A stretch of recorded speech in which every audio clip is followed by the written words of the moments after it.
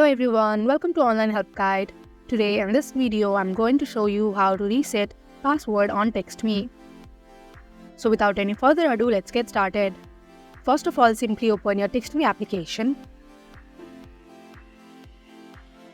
Tap on profile icon on the bottom right corner. Now onto this account section, tap on my account. Tap on password on the last row. Enter your new password. Confirm your password. Tap on the right icon on the top right corner.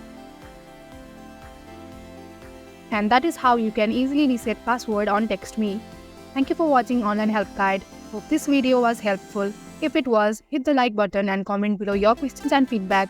Also, if you are new to our channel, subscribe and hit the bell icon so that you do not miss our upcoming videos.